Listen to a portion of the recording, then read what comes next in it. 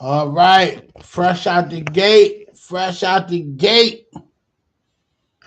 Oh man, what's good? What's goody? What's goody? All right, let there be light. Let's go.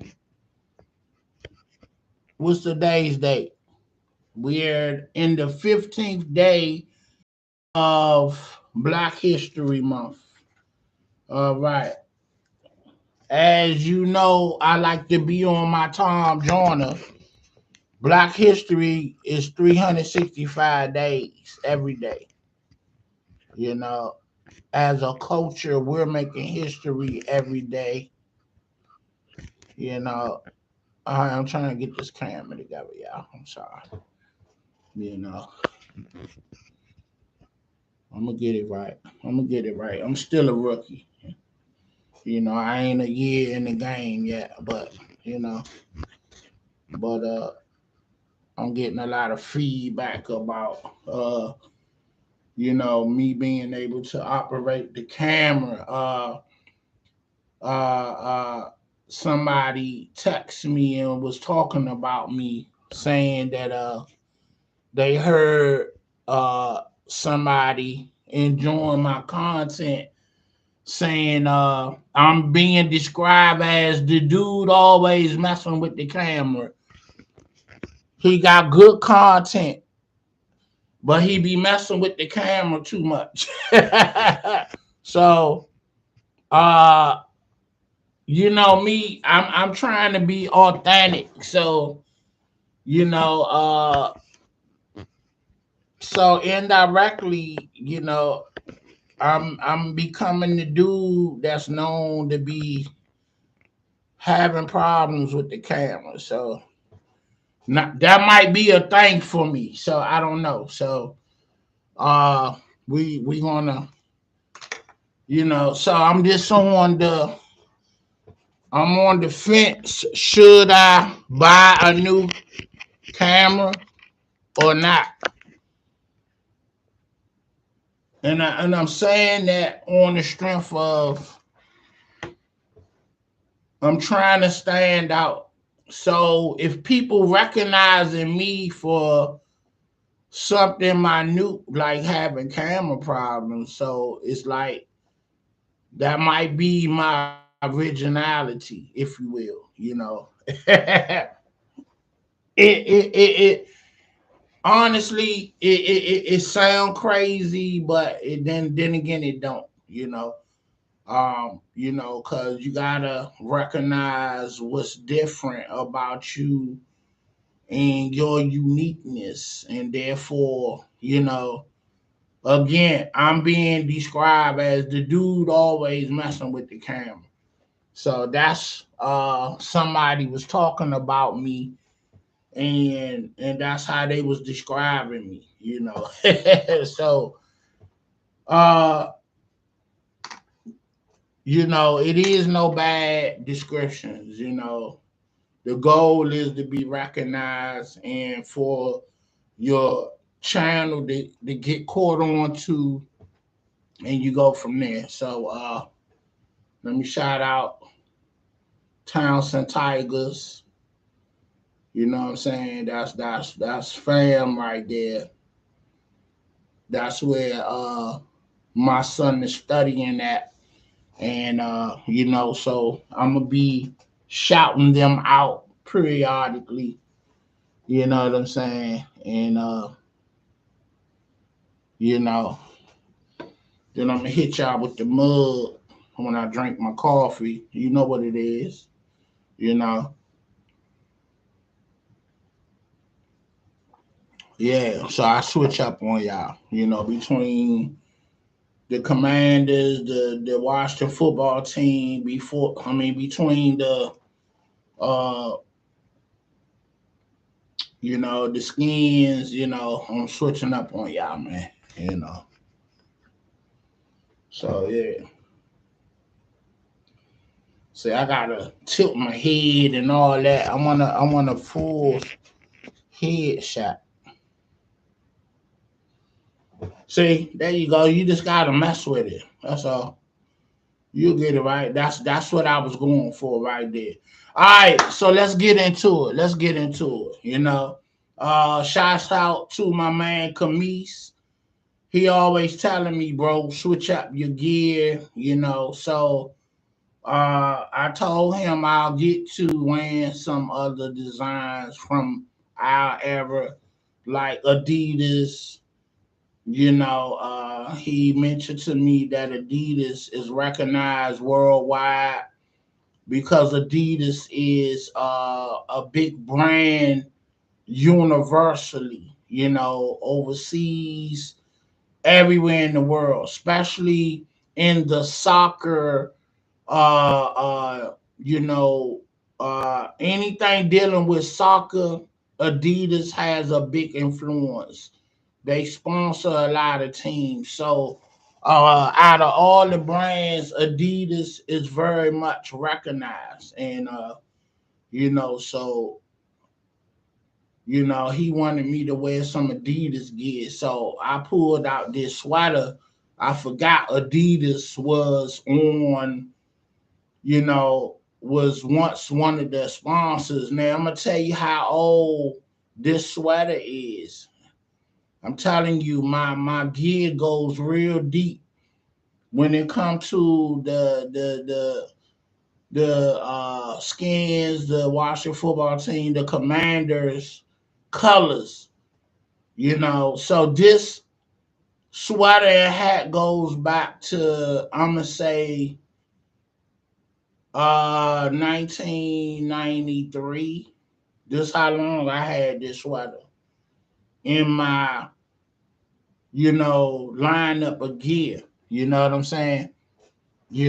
So I wore the hat the other day. So I was like, oh, this comes. Hold on, let me switch it up for y'all for a minute. So I wore the hat the other day. I wore the hat the other day, and I forgot. I realized. I say, "Oh, this is a set right here." I got a sweater that go to this. You know what I'm saying? Yeah. This ain't the hat. I wore the hat the other day, but this just another hat. I got two more hats to flex for y'all. You know. Then I think I'll be finished with my whole lineup of gear and that I want to, far as for the season, But let's get into the feature content for today, which is Lee's Barbershop. All right, let me put you back in uh Lee's Barbershop was like I think open in the 80s all the way up to maybe 2000. I mean, and Uh, I don't know exactly when they left the area. Now, Lee's Barbershop is on the same side of Eastern High School. And, they on the same side. And they right across from Holy Cross Church that sits on the corner. If you know what Eastern High School is, where RFK Stadium, and you walk down the block on the side of Eastern. Once you get to the end of the block, it's a curry out and it's a barbershop right there on the corner. So that is Lee's Barbershop. It was Lee's Barbershop. And uh that's actually my nephew's family barbershop, their uncle, Mr. Lee. And what made that barbershop so unique was um everybody worked in there was family. All the guys in the family, that was the family business. They were barbers. So Mr. Lee gave all his brothers and uncles, his brothers and nephews, all the kids, and it's a lot of them, all the guys in the family, they all are barbers for the most part, and he gave them jobs. So, so basically, I used to take my nephews up there to see their dad when he worked up there, and they will always cry when he tried to cut their head. So he like get on out the chair. So anyway, I say all that to say my nephews never had a haircut. They wear dreads. Their hair never been cut to this day. You know what I'm saying? So let me see if I can find a picture of them. But you know, but it was crazy. So then another thing, I thought they was gonna be barbers as well, and they not. You know, but it was just crazy that you know, okay. All right, that's my nephew in the middle. He got dreads. That's Tay. Let me find Big Boy, my older nephew. He in here somewhere.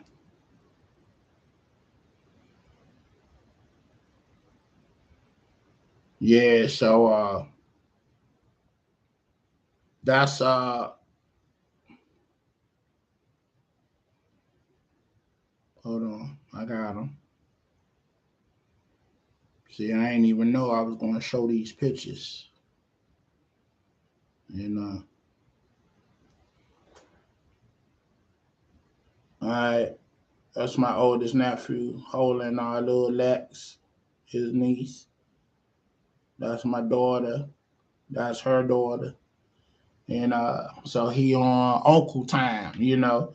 So yeah, so so they never had haircuts at the end of the day. So and they come from a family of barbers and they not barbers.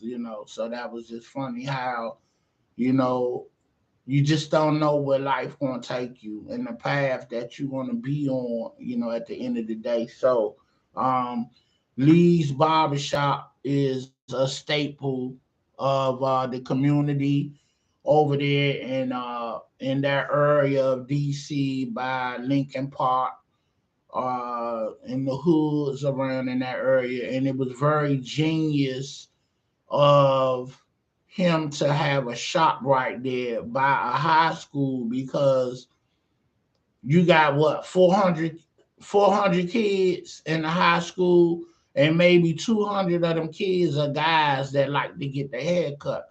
So the barbershop stayed full every day of the week, and especially the weekend, especially on Friday. People had to wait outside to get a haircut on Friday, meaning the line was long, and especially after school on a Friday, because everybody trying to get fresh for the weekend and be fly for their outfits and everything. So yeah. So Black History Month, February 15th, 2022, I want to honor Lee's Barbershop, which is actually family, you know. And, I think their current shop that I know about is right there on Marlboro Pike. Uh, if you coming up Benning Road, from like the shrimp boat, going into Coral Hill, you can go straight to hit Southern Avenue, or you can go right to go back into DC. Like going to Fairfax Village and Pennsylvania Avenue. So as you go that way, because you go on the Marlboro Pike, if you go left going into Maryland where the shop is at. But if you go right, so you can either go straight to hit Southern Avenue, you can go left to hit Marlboro Pike, going that way. You know what I'm saying? And or you can make a right to go to Fairfax Village. And then right there is you're going into DC, going to like Pennsylvania Avenue way. So with that being said, the new Lee Barber Shop is by a Jamaican restaurant, Little Curry out to your left. You know, it's on the left hand side. Look for the Jamaican spot, Curry out.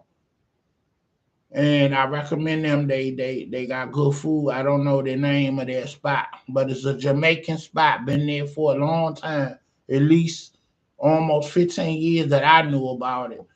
And Lee's Barbershop, since they moved from by Eastern High School, they've been right there. I don't know if they got multiple locations or what, but I know that's where they moved to. That's if they still there. You know what I'm saying? So, my nephews are in their 20s now. So, you know how long ago that was when I was taking them as shorties to see their father, and their Uncle Lee. Uh, I got a story with that too. When my sister got pregnant with the youngest boy, Tay, Uncle Lee is when we formally met him as a family. Formally met him as a family. He came over with Larnell, and Larnell is my nephew's dad. Um, he came over and had his uncle to, you know, um, I just had a child, but I want you to see if that's my child. He wanted his approval, right? So soon as his uncle come over, supposedly he come to see the baby. He acting as uncle. He is his uncle. No, he coming to see if that's his child. You know how this go.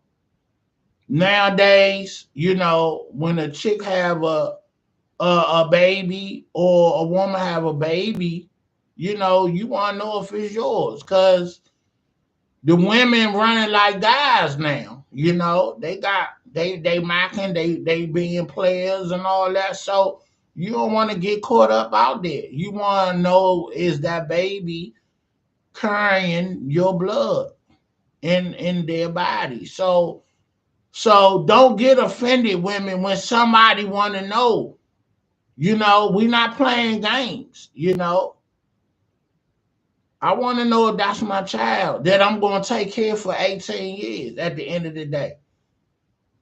So basically, Uncle Lee came over and looked at the baby, held him up and looked at Tay. That's our baby. That's your baby. He got your features. He got our features.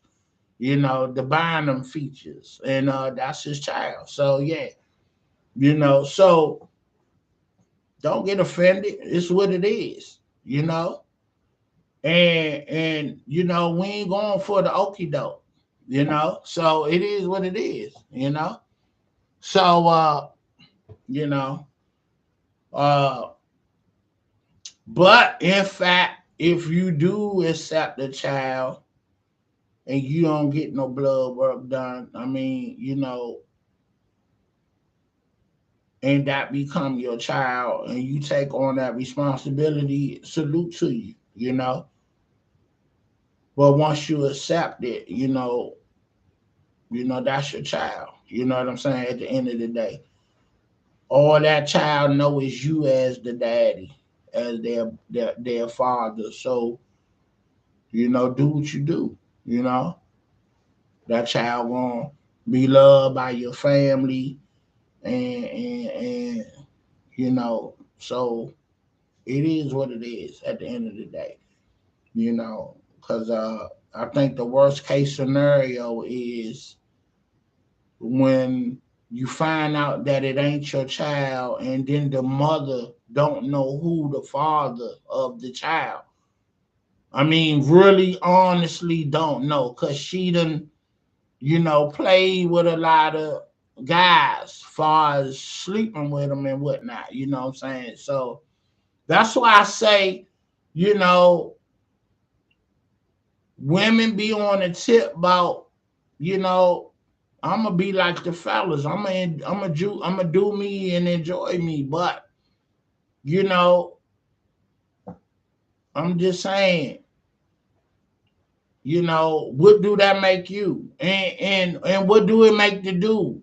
And, I mean, it's revered in society for men to have multiple women. Okay, on us on a respectful level, it's not a good thing, but it's more accepted than it is with a woman. It's very trifling when you go on a show like Maury, or you just don't know in general who your child father is. And they call you out and want a blood test, and that ain't their child. So now you got to play the guessing game, you know? Now you want to put somebody on child support that you ain't even know that that was their father because you try and blame another dude. Honestly, that's wrong, but it's about the child at the end of the day. So, you know, I mean, it's a touchy situation. I'm not even going to dwell into that, you know. But you know, I just say, look, ladies, if you're gonna be players, be respectful. Know who you're dealing with. Protect yourself. Make that joker wear condoms. You get your shot, take your pills, whatever. Practice birth control. You know. So therefore, this ain't gonna happen, and you won't have to go down that line. You know. I got a homie that thought his child for 4 years was his child, and then the family wanted. No, this what happened. He took responsibility of the child and was like, "This is my shorty, his little man." But she tried to get fly on him and tried to go to court to get him for child support. So my man Moms was like, "All right, you want to go like that? Let's get a blood test to make sure that's his child." Mind you, this child looked like him and looked like their family. Real talk. That it turned out that's not his child.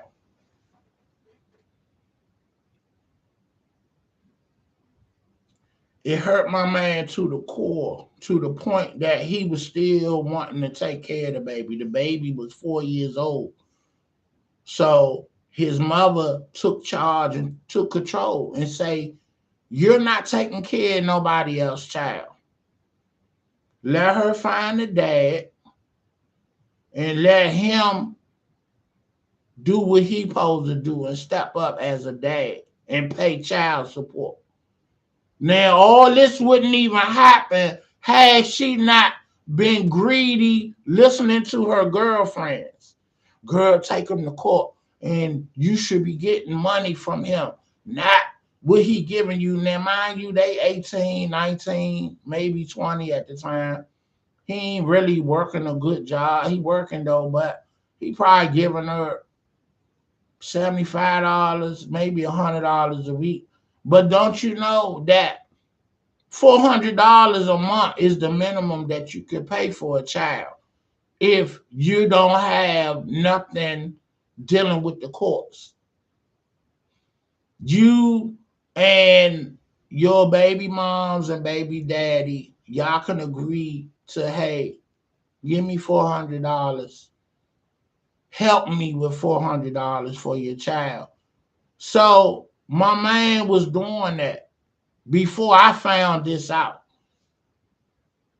You know, you don't need the courts in your business all the time. If you can be grown about it and put the child first for the child welfare, you're going to pay more than $400 when you get your shorty and you out shopping. You ain't going to say, well, I'm not buying you shoes because I gave your mother $400. I mean, you ain't doing that. So you going to spend more, but just to deal with Pampers and formula, paying doctor bills, because people be feeling like once you got insurance, okay, that take care of everything. It's still a copay, or it's still fees that maybe your insurance ain't covering. So you might get a $100, $200, $300 bill, but your bill was $1,300, but you got to pay $300. So you see what I'm saying? So that $400 a month could pay for that bill. You see what I'm saying? So a lot of guys don't know this. That's why it's always good to have dialogue and talk about things and discuss and have discussions, so you can know at the end of the day. Because if y'all not beefing, you don't have to go to the courts. You and your partner, or if y'all not together, y'all can co-parent and raise your child without the drama. You know what I'm saying? Because there's no reason why a man can't live and the court's going to assess what you make and say, well, you need to give this amount this amount and this much to, for this child according to your salary. I mean, only way that's fair if you got a deadbeat dude that's doing nothing. If you can't pay $400, then you deserve to get the hammer put down on you at the end of the day. And it ain't that you can't afford, it's just you're not trying and you don't want to pay $400. I'm like, really? So you rather for this shorty or your lady go to court and then they put a $1,500 payment on you. That's your rent, your car note, your insurance. Do the right thing. Hold your child down by providing. Don't buy a few outfits and think you did something. Because when you bring a child in this world, you gotta worry about shelter. That's a home for the baby. Not just with the mother, a home when you get the child, where you and how you going to care for the child. Suppose the baby mother die, you got to take over the responsibility. Where this baby going to live if you don't have no place to live? You living on your homeboy, laying on his couch. Come on, man. Housing, food, formula, milk, Pampers, and medical bills. So this is what that $1,500 or more gonna pay for when they hit you with that. But if you got a good rapport and you and the young lady you got this child with, whether y'all together or not, you better get that $400 up there. Work with her. She'll work with you. Simple as that. I'm telling you what I know. You know what I'm saying? And a lot of young guys don't know this. That's why you think it's nothing. You know what I'm saying? Even if the young lady get on public assistance, the government want their money back from you. So do the right thing. You know what I'm saying? So even if the young lady is not trying to take you to court, if she accepts assistance from the government, they want it back from you. So if you ain't on your feet, when you get on your feet, they want their money back from you. Just know that. All right, I'm almost 30 minutes in. I ain't saying nothing about New Edition, but I'm gonna say something now. They're going to be on the Tamron Hall show, and they're currently on tour, the Culture Tour. They 30 years in the game. Ronnie, Johnny, what is it? Ronnie, Johnny, what is it? Ricky, Ronnie, Bobby, Ricky, Mike, and Johnny. You know, I forget. I haven't forgotten the name, but you know the order he say their name in on the song. Ronnie, Bobby, Ricky, Mike, and Johnny. There you go. I had to remember that. Uh, I done seen New Edition together and individually as their groups. Heads of States, Bell Biv DeVoe. I done seen them all solo. So, you know, I grew up on New Edition. And my man Tony Belly, his mom's was the house we called the fun house because he had a big family. And on Fridays, the men of the family or whoever worked, when they got paid, they came up there to their house and they played cards, like tunk, deuces or spades. Uh, so they always had card games going on. Back in the day, that was the recreation for the adults. So that timeline, they had card games. I know my mother was in a card circle, meaning you go to different people's houses and you play cards. And that's how they socialize. You was among friends, you ain't had to go out to clubs, and you went out to clubs on special occasions. And when it was somebody's birthday or an anniversary or something. But normally people would gather at people's houses and have card games, and the women cook dinner. And the people from the country used to bring up, moonshine, and the fellas, would drink on that. That's how they got down. You know, so it was very tight knit. So that's how my man Tony Belly house was. His people would play cards and they cook dinner and food, and they had the drinks going on. So of course we sneaking beers in the back like we doing something. And it was crazy. It was some fun times. But anyway, my man mom's her boyfriend John used to buy her records. She was a music lover every week, and she listened to what we listened to and whoever put out music from their timeline, like the Luthers and Freddie Jacksons, and any of the R&B legends like Temptations, and they played all kind of music. Their house was the party house. So uh, we asked her to tell her boyfriend to buy a New Edition album, Candy Girl, when it first came out, and all their jokes when they was releasing records. And you know, everybody be getting toe up. And his mom's was like, I guess she got tired of us playing the album a lot. And she was feeling good one day. She was like, all right, god damn it.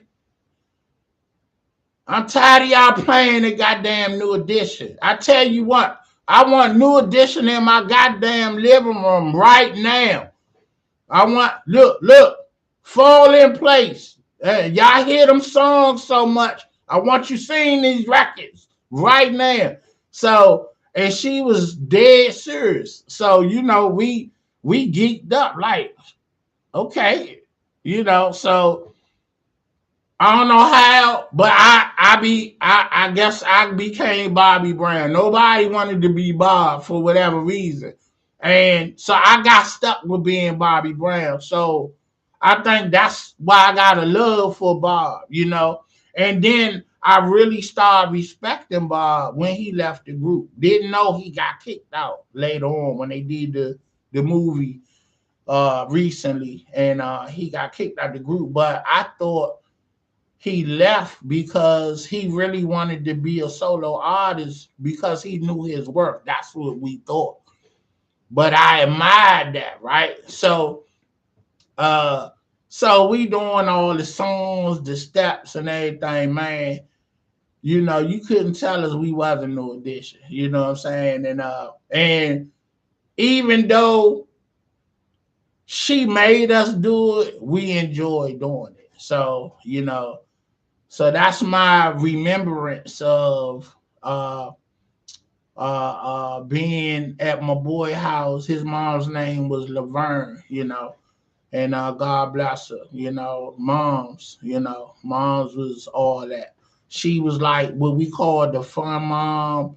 You know, she didn't mind you sneaking a few. She knew we was sneaking beers, but you know, she ain't never say nothing. But you know, we wasn't smoking. I don't even smoke to this day, but you're not gonna smoke in front of her.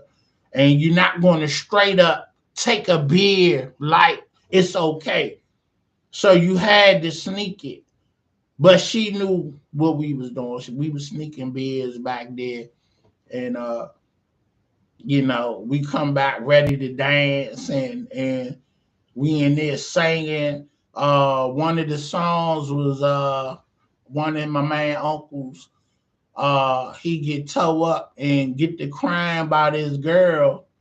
And you know, he go to the record player and put on I Destroyed Your Love. And he in there singing and he get to crying and you know, then he fall out in the floor and it's a part of the song. Uh he be like, I don't remember the song, but it was very comical. And we look forward to it.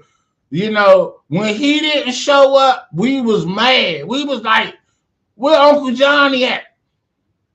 You know, it ain't right if Uncle Johnny not here. So it was a trip, man. So look, let me get out of here, man. I come on here to give y'all a couple of minutes and I done talk almost 40 minutes, you know what I'm saying? But I got some good times, man. I done had good times. And I want to say this to close it out.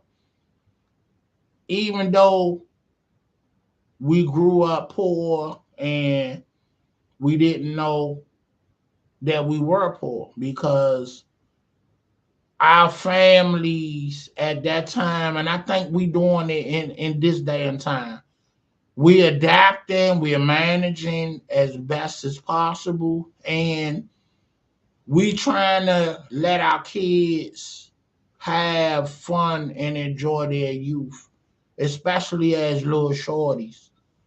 So we tell y'all, don't be quick to grow up because you can't go back.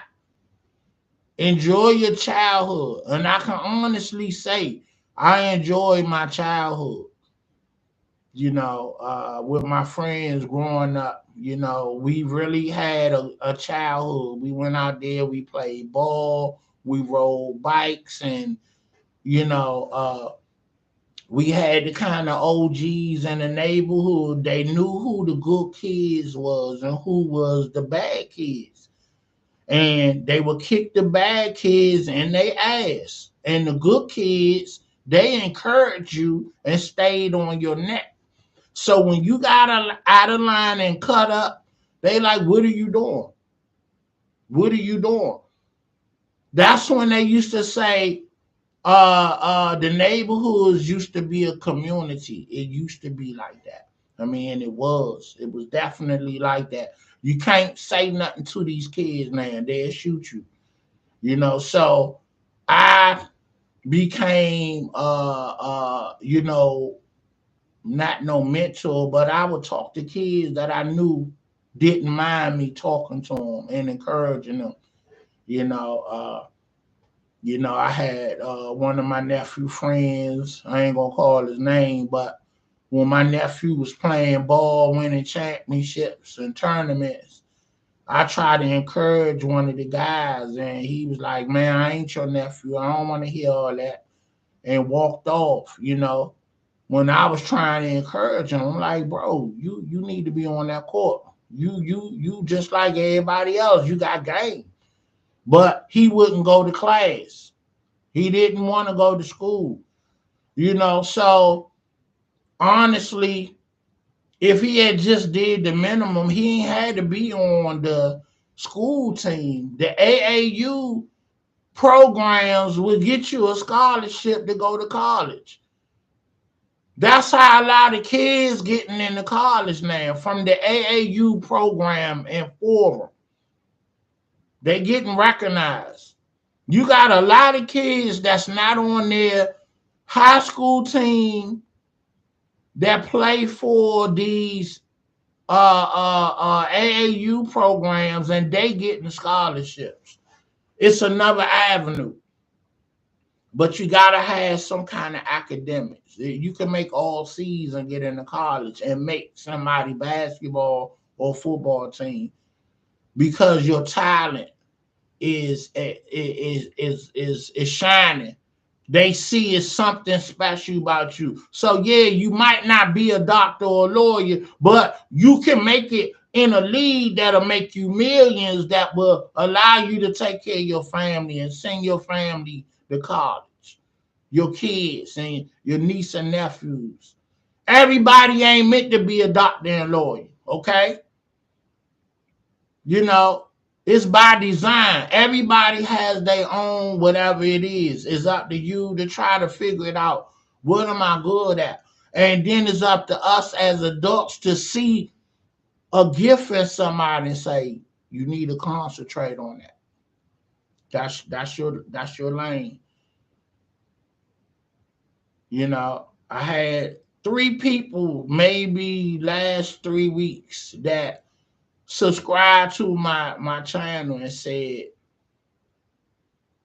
great job you doing. We love listening to you talk and commentate, dialogue, and debate.